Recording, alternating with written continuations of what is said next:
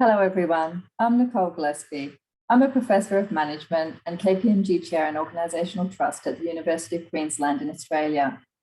I'm a Fellow of the Academy of Social Sciences, and my training is in organisational psychology and management. So over the past 20 years, I've been researching trust in organisational contexts. And in particular, in the last few years, I've focused in on trust in emerging technology and technology-mediated services. So I'm currently leading two programs of research that are relevant to artificial intelligence. The first examines community trust and attitudes towards AI and its governance and management. And the second examines how organisations can develop and use AI in a trustworthy and responsible way. So over the next 20 minutes or so, I'm going to focus on sharing insights from our recent survey of over 6,000 people in 5 countries, examining community trust and attitudes towards AI. In doing so, I'll provide some insights to the following questions, ranging from whether people trust in AI systems to the expectations of its governance and use, and what can be done to support community trust in AI. I'll also share our research examining how organisations can go about achieving trustworthy AI and our model to guide organisations on that journey. So let's start by asking, why are we focused on trust in AI? Well, there's at least 4 reasons here. First, AI is the cornerstone technology of the 4th Industrial Revolution, described by Klaus Schwab, the chairman of the World Economic Forum, as a fusion of technologies that is blurring the lines between the physical, digital, and biological spheres. Now, this fusion promises new solutions to 21st century challenges related to areas such as healthcare, climate change, agricultural sustainability, and productivity.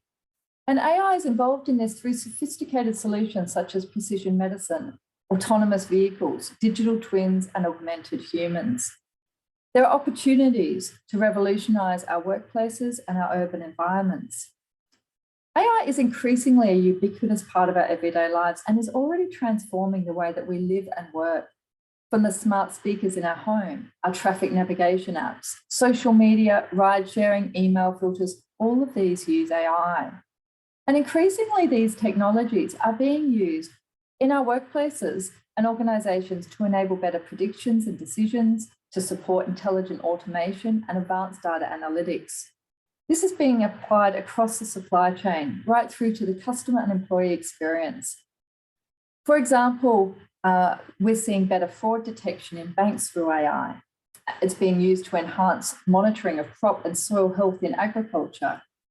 And it's also being used to identify modern slavery in supply chains and even modelling the spread of COVID-19 to inform government decision-making. All sectors of the global economy are now embracing AI, and there's been an exponential increase in investment over the past decade, and this has only been accelerated through the pandemic. Now, while the benefits and promise of AI for society are undeniable, so too are the very real risks and challenges AI poses. These include cases of AI codifying and reinforcing biases, resulting in discrimination in hiring, parole decisions, and access to medical care. We've seen breaches of privacy, the spreading of fake and manipulative online content. There are concerns about technological unemployment, mass surveillance undermining human rights through facial recognition technology. There's the loss of human agency, which is a fear, the fear of dehumanization. There's concerns of critical AI failures, as well as lethal autonomous weapons. And it's the most vulnerable in our populations that are typically the ones most at risk of harm and are least able to access remedy to such problems. So our review of the literature highlights 4 key AI trust challenges, and these are centred around explainability and transparency, accuracy and bias, human agency and control, given AI's self-learning and automation capability, as well as data privacy and security. So these issues are causing much concern and raising questions about the trustworthiness of these AI systems. Yet trust is critical to innovation and acceptance of AI systems. The benefits and promise of AI will be much harder to realise, slower to achieve, and more expensive if people do not trust in the technology. Trust is also critical to reputation. We've already seen organisations suffering negative reputational damage due to trust breaches involving AI. Overtrust in AI is also well documented. Some people have unrealistic expectations of AI capabilities and override their own judgment and experience, even when it's more accurate. Overtrust and complacency such as this opens up risk of harm, but at the same time, algorithmic aversion and unwarranted distrust also prevents the realization of the many benefits of AI for society. So well-calibrated trust is our goal here. Now, despite the central importance of trust, to date, little is known about people's trust in AI and what influences it. So this inspired us to go about conducting a multi-country survey with the aim of understanding people's trust in AI and their broader attitudes and expectations around its development, use, and governance. We wanted to explore similarities and differences across countries, given AI systems are not bounded by physical borders and are being rapidly deployed across the globe. We also want to enable benchmarking of changes in trust and attitudes over time. We'll be conducting this survey biannually and extending our data collection to be truly global in 2022. I'd like to acknowledge my wonderful colleagues who have helped with this project, the UQ research team, Steve Lockie and Caitlin Curtis and myself, and we've been facilitated by an expert panel of advisors from across KPMG. Now, I'm just going to highlight a snapshot of the research findings.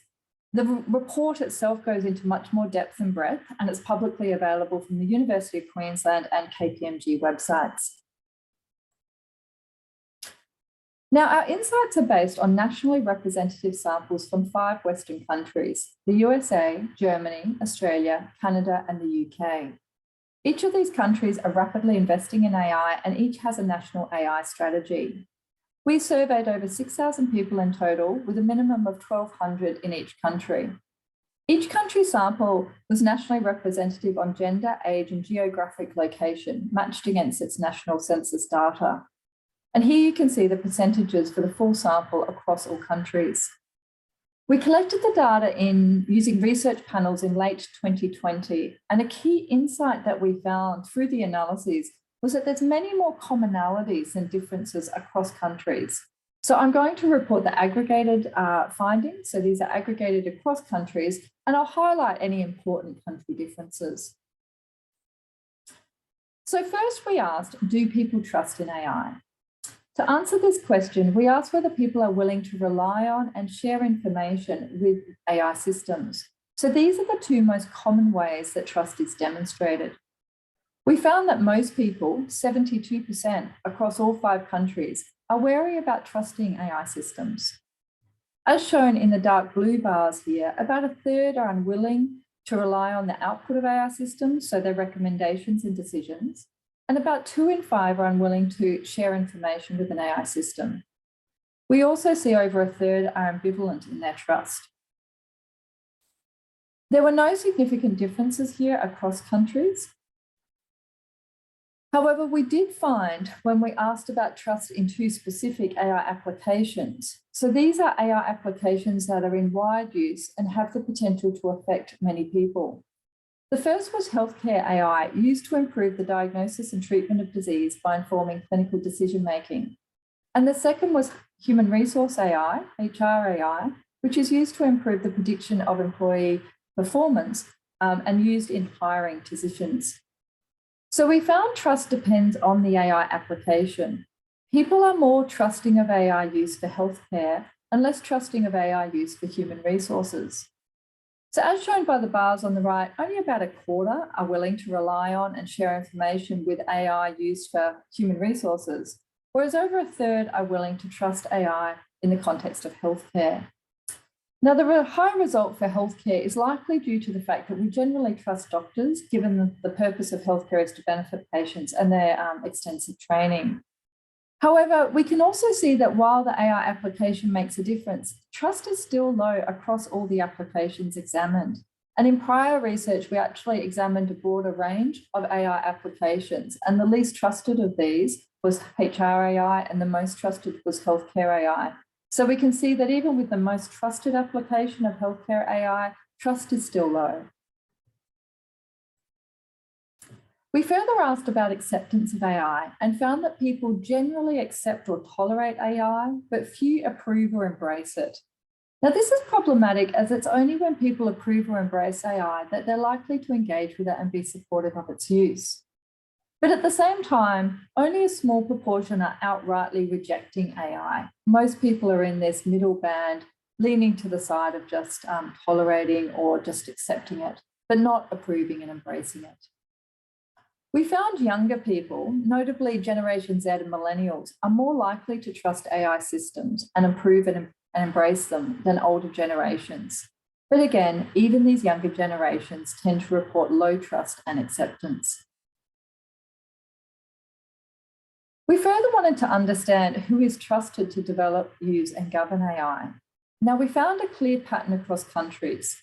People are most confident in their national university and research institutions, as well as their national defence organisations, to develop and use AI.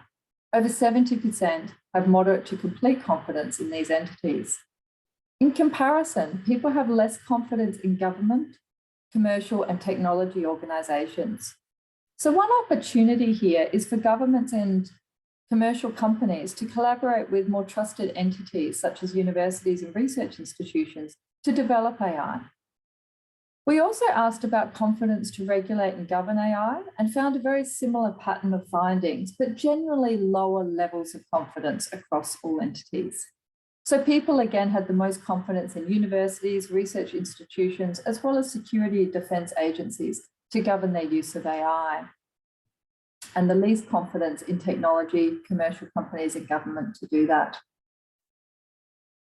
We also found some country differences. So Americans and the British are less confident in their governments to develop, use, and regulate AI. This likely reflects the significantly lower general trust these two countries have in their governments compared to the other countries that we surveyed. Now, this is supported by our finding that general trust in government is strongly correlated with specific trust in government to develop, use, regulate, and govern AI. We also found that Americans are less confident in a range of entities to develop, use, and govern AI compared to other countries. Furthermore, Germans were notably less confident in their defence forces and in technology companies to develop and use AI compared to the other countries. But in contrast, Australia was more confident in their universities and defence forces to develop, use, and govern AI compared to other countries. Now, focusing further on people's views on AI regulation, we found that the large majority of people, 81%, view AI regulation as needed. Now, this aligns with prior surveys indicating strong community desire for regulation. However, as shown by the purple and light green bars here, most people either disagree or are unsure that current regulations and laws are sufficient to make AI use safe and protect them from problems. Now, the desire for stronger regulatory framework can be partly explained by the finding that 70% of people believe the impact of AI on society is uncertain and unpredictable. Digging further into this, we found that people believe a range of AI societal challenges are likely to impact large proportions of the population. So we presented descriptions of 12 AI societal challenges that have been used in a prior survey of American attitudes developed by Zhang and Defoe. So these challenges range from AI-assisted surveillance, violating privacy and civil liberties, to AI spreading fake and harmful content, to AI bias in HR recruiting. So each of these had a short description, and then people rated the likelihood to which they believe this would occur. So as shown in the figure, each of these AI societal challenges was viewed as more likely than unlikely to occur and impact large numbers of people. The exception was lethal autonomous weapons. Now, the top 4 challenges deemed most likely to impact society each related to data challenges, such as surveillance, fake online content, cyber attacks, and data privacy. We further found that only 1 in 5 people believe AI will create more jobs than it will eliminate, creating uncertainty about technological unemployment. Importantly, people have strong expectations that companies and governments will carefully manage each of these challenges. 85% rated this as highly important. Now, given these challenges and the strong desire for regulation, We asked who should regulate AI, and the majority felt a range of entities should play a role. That included a new independent AI regulator, as well as government and existing regulators. Now, co-regulation and involvement of industry that uses or develops AI was also viewed as desirable by the majority. We found several differences across countries in their expectations of who should regulate AI. More British expected a new dedicated independent AI regulator than people in other countries, and fewer Americans expected external regulation by government and existing regulators. However, organisations don't have to rely solely on regulations to enhance trust in their AI use. Most people indicate that they would be more willing to use an AI system if there are assurance mechanisms in place. For example, independent AI ethical reviews, or if organisations were using AI ethical codes of conduct. We also saw adherence to national standards for AI transparency and explainability, and AI ethics certification can also support people to trust and use AI systems. So these assurance mechanisms signal that there's some kind of governance over the ethical and trustworthy use of AI, which is reassuring to people in the face of high perceived uncertainty. So an important goal of our research was to determine the principles and practices that are important for people to trust in AI. To answer this question, we asked about the importance of over 30 practices underlying the 8 principles for trustworthy AI shown here. Now, these principles were drawn from the European Commission Principles for Trustworthy AI and align with the AI ethical principles developed by many governments, including the 5 countries that we examined in this research. An example item, for example, from technical robustness and safety, was the AI system is regularly monitored and tested before and throughout the AI lifecycle to ensure it operates as intended. So our results indicate that every one of the 33 practices underlying these 8 principles was deemed highly important for the public to trust in AI systems. Specifically, 95% of people endorse each practice as important for their own trust. This provides clear public endorsement for these principles and a blueprint for developing and using AI in a way that supports trust. Here you can see those who rated each principle and their underlying set of practices as highly important, they're the red bars, or of moderate importance, that's the purple bars. And when we aggregate this up across country, you can see that 92% or more of people in each country rated these principles as moderately to highly important for trust. Now, it's important to contextualize people's trust and attitudes based on their understanding. We found that most people don't feel that they understand AI or when and how it's being used. 60% report low subjective understanding of AI. And we also asked about this objectively. So we presented people with 10 common applications that employ AI, such as social media and ride-sharing apps. And we asked first if they had used this technology and whether they thought it employed AI. Now, the green bars show the percentage of people who are unaware that this technology uses AI.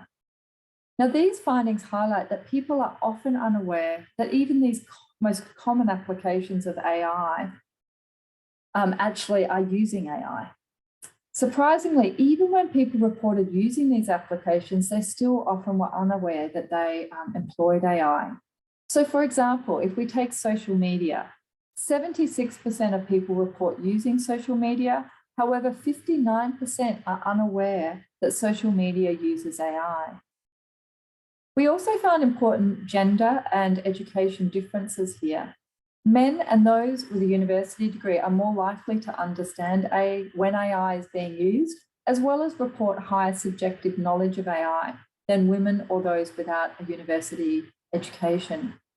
Younger generations also reported more subjective understanding than older generations. Now, the positive sign here is that 83% of people report that they wanted to learn more about AI. So this bodes well for the uptake of any kind of literacy programs to help people to come up to speed with what AI is. Now, to understand the key drivers of trust in AI, we conducted statistical path modelling, and we identified 4 key drivers. People are more likely to trust AI systems when they believe current regulations and laws are adequate to make AI use safe, what we call current safeguards. They were also more likely to trust in AI systems when they perceive AI will have a positive impact on jobs, creating more jobs than it will eliminate. And when they have more familiarity and understanding of AI and perceive less uncertainty about the impact of AI on society.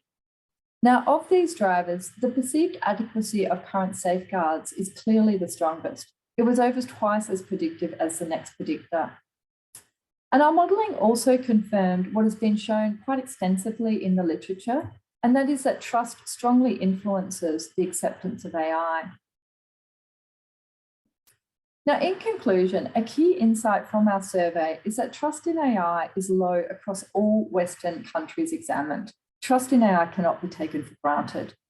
If left unaddressed, this low trust is likely to impair societal uptake and the realisation of the benefits of AI. Now, our findings highlight several pathways to enhancing trust and acceptance of AI systems. First, organisations need to live up to people's expectations of trustworthy AI.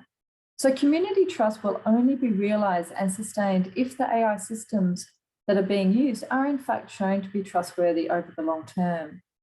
So our findings reveal that people have very clear and consistent expectations of the principles and practices that they expect in terms of the design, development and deployment of AI systems. Organisational leaders can ensure that they have the right structures, processes, cultures and governance mechanisms in place to meet these expectations and make sure those principles for trustworthy AI are actually translated into practice, and that is done consistently across the AI lifecycle. A second pathway is to strengthen and communicate the framework for governing and regulating AI. People clearly don't feel that current regulations and laws are fit for purpose, yet this is critical for community trust and acceptance. So government and regulatory bodies can work with industry to strengthen these regulatory and governance frameworks. And organisations developing and using AI can also proactively adopt best practice and mechanisms to support the trustworthy use of AI, even if it's not currently mandated. A third pathway is to enhance public AI literacy, as well as that of employees and consumers. Educating the community, as well as employees and consumers, about what AI is and when and how it is being used will enable people to make more informed decisions about their engagement with AI.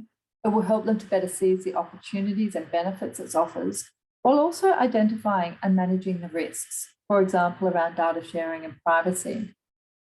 AI literacy is also fundamental to citizen involvement in public policy and debate on the responsible stewardship of AI and other sophisticated forms of emerging technology into society and the workplace.